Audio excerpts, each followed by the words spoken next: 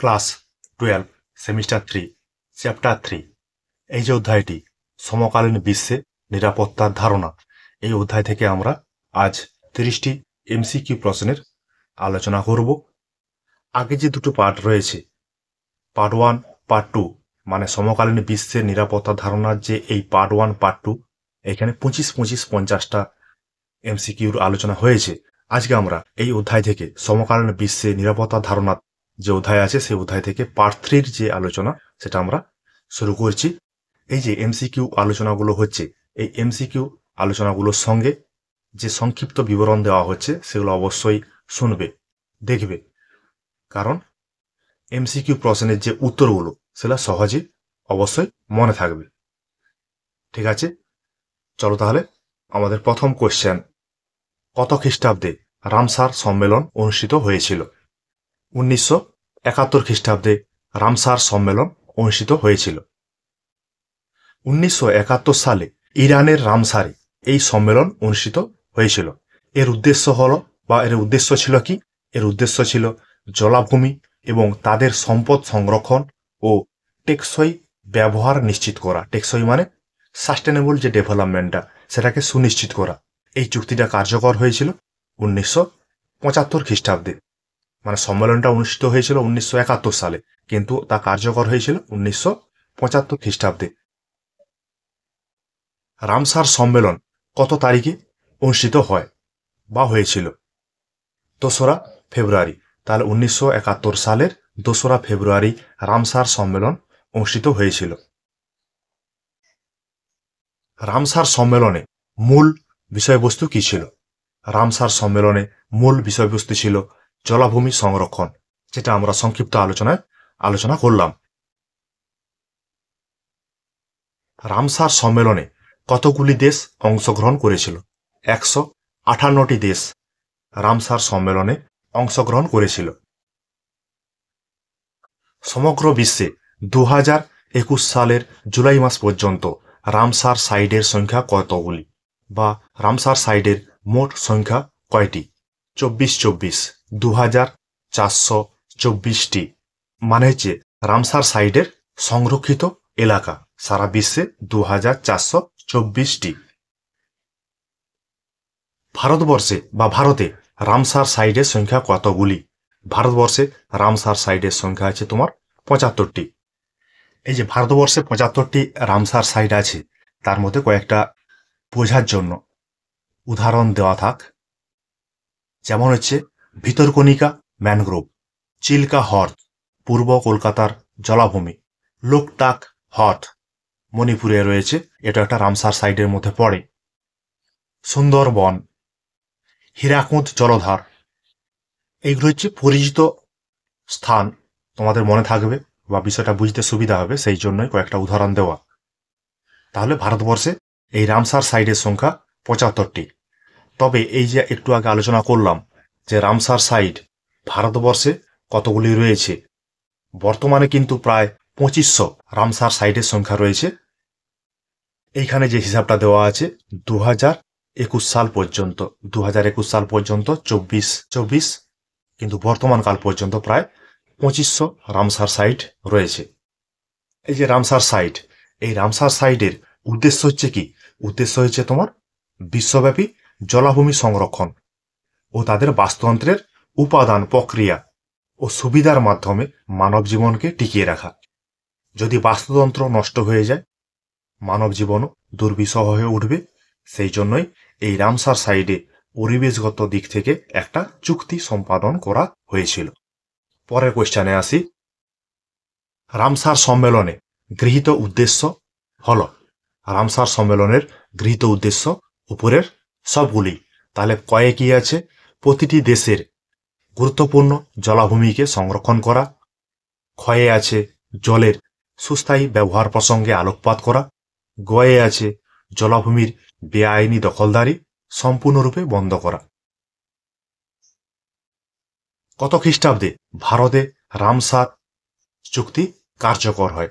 ভারতে রামসার চুক্তি কার্যকর হয় 1981 খ্রিস্টাব্দে। 2000 সালে মিলেনিয়াম সামিটে প্রকাশিত ঘোষণাপত্রে কয়টি দেশ স্বাক্ষর করেছিল? 189টি দেশ স্বাক্ষর করেছিল।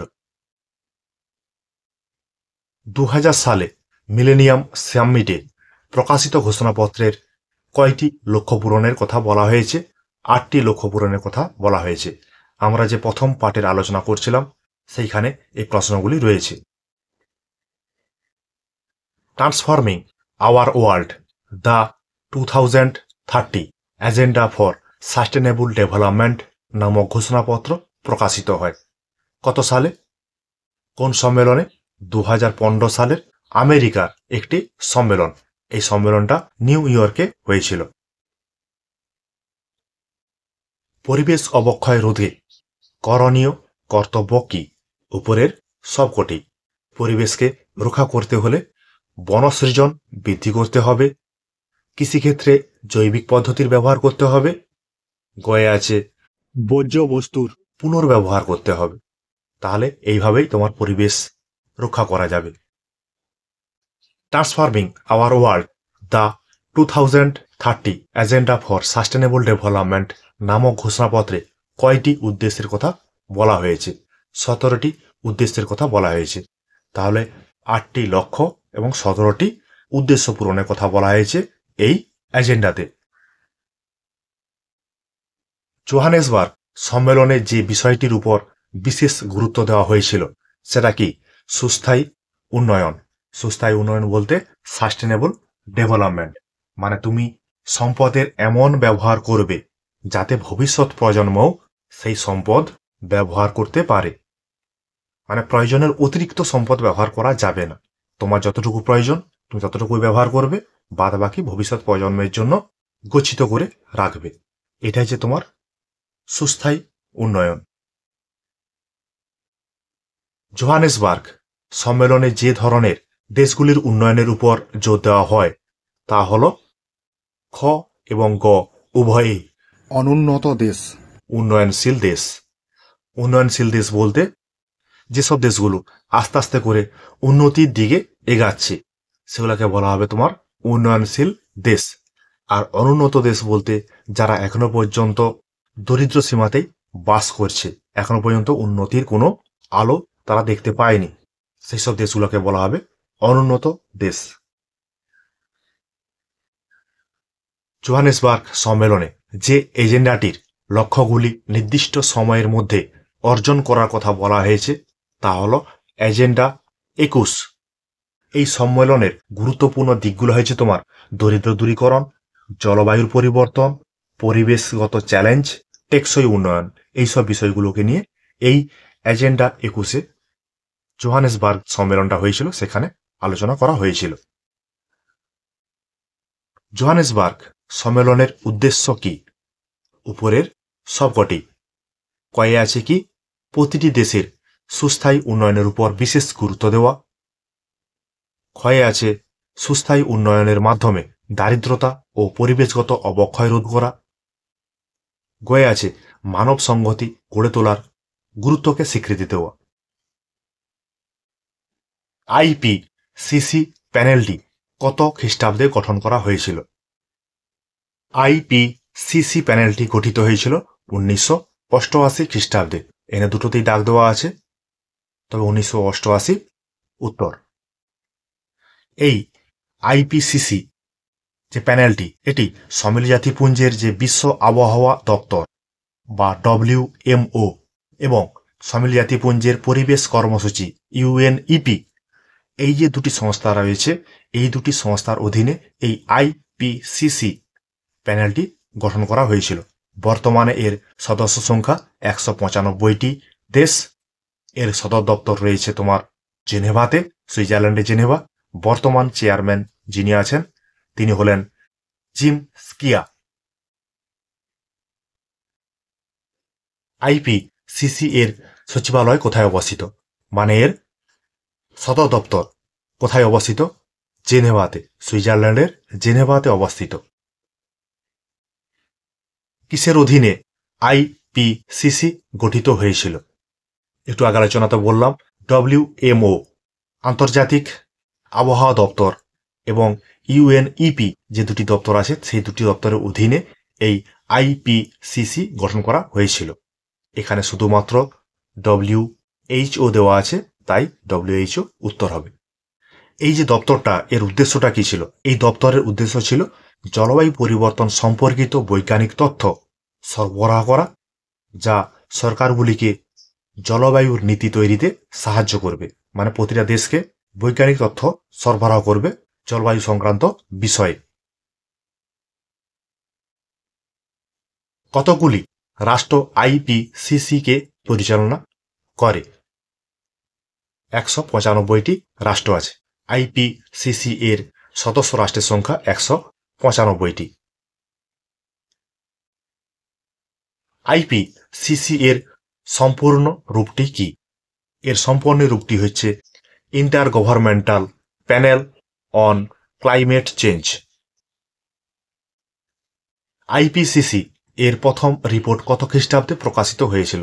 1990 খ্রিস্টাব্দে এর প্রথম রিপোর্ট প্রকাশিত হয়েছিল। 2021 সালে আইপিসিসি এর কততম রিপোর্ট প্রকাশিত হয়? ষষ্ঠ। 6 নম্বর রিপোর্ট প্রকাশিত হয়েছিল 2021 সালে। আইপিসিসি এর সপ্তম মূল্যায়ন রিপোর্ট কবে শুরু হয়? 2023 সাল থেকে। আইপিসিসি কত সালে নোবেল পুরস্কার পায়? 2007 সালে। এই পুরস্কারটা এসেছিল শান্তির জন্য। তবে এর সঙ্গে আলগেরো, মার্কিন উপরাষ্ট্রপতি যিনি ছিলেন, তিনিও কিন্তু একই সঙ্গে একই কারণের জন্য নোবেল পুরস্কার পেয়েছিলেন। কারণটা কি ছিল? জলবায়ু পরিবর্তন সম্পর্কে সচেতনতা বাড়াতে ও পরিবেশের রক্ষার জন্য ব্যবস্থা গ্রহণ করতে। এই দুটো জিনিসের জন্য আইপিসিসি এবং মার্কিন যুক্তরাষ্ট্রের উপরাষ্ট্রপতি আলগেরো নোবেল পুরস্কার পেয়েছিলেন 2007 সালে। WMO এর পুরো কথাটি কি? WMO এর পুরো কথাটি হচ্ছে ওয়ার্ল্ড মেট্রোলজিক্যাল অর্গানাইজেশন, আন্তর্জাতিক আবহাওয়া সংস্থা। এই WMO এর কাজটা কি? এটা হচ্ছে ইউএনও এর একটি বিশেষজ্ঞ সংস্থা। সেই যে বিশেষজ্ঞ সংস্থা রয়েছে 19টা, তার মধ্যে একটি। এর কাজ হচ্ছে আবহাওয়াবিদ্যা ও জলবিদ্যার গবেষণাকে উৎসাহিত করা। এই ঘূর্ণিঝড়, বন্যা, খরা, তুষারপাত ইত্যাদি বিষয়ে পূর্বাভাস ও সতর্কতা প্রদান। আমাদের পশ্চিমবঙ্গে যেমন আলিপুর আবহাওয়া দপ্তর রয়েছে, সেরকম আন্তর্জাতিক ক্ষেত্রে একটা সংস্থা WMO। আলিপুর আবহাওয়া দপ্তর যা কাজ করে, WMO একই কাজ করে। কিয়োটো চুক্তিতে কয়টি গ্রিনহাউস গ্যাসের নির্গমন নিয়ন্ত্রণের কথা বলা হয়েছে? 6টি। সেগুলো কি কি? সেই গ্রিনহাউস গ্যাসগুলি কি কি? এগুলো আমরা 39 নম্বর যে প্রশ্ন আছে সেখানে আমরা আলোচনা করেছিলাম। তবু আরেকবার আলোচনা করা যাক। Carbon die oxide, methane, nitrous oxide জলীয় বাষ্প, O3, ফ্লোরিনেটেড গ্যাস সেগুলো কি কি? HFC, PFC, SF6। তাহলে এইগুলো হচ্ছে 6টা গ্রিনহাউস গ্যাস যেগুলো কিয়োটো সম্মেলনে নির্গমন নিয়ন্ত্রণের কথা বলা হয়েছিল। নিম্নলিখিত কোনগুলি গ্রিনহাউস গ্যাস? দেখো সেই কোয়েশ্চেনটাই পরে আবার দেওয়া আছে উপরে সবকটি। কার্বন ডাই অক্সাইড ও নাইট্রাস অক্সাইড, মিথেন ও পারফ্লোরোকার্বন, হাইড্রোফ্লোরোকার্বন ও সালফার হেক্সাফ্লুরোরাইড। কিয়োটো চুক্তিতে সদস্য সংখ্যা কয়টি? 192টি। এই যে কিয়োটো সম্মেলন, এই কিয়োটো সম্মেলনের মূল লক্ষ্য ছিল তোমার গ্রিনহাউস গ্যাস নির্গমনকে হ্রাস করা। এই গ্যাসের নির্গমনকে হ্রাস করতে হবে কেন? যাতে বিশ্ব উষ্ণায়ন ও জলবায়ু পরিবর্তনের বিরুদ্ধে লড়াই করা যায়।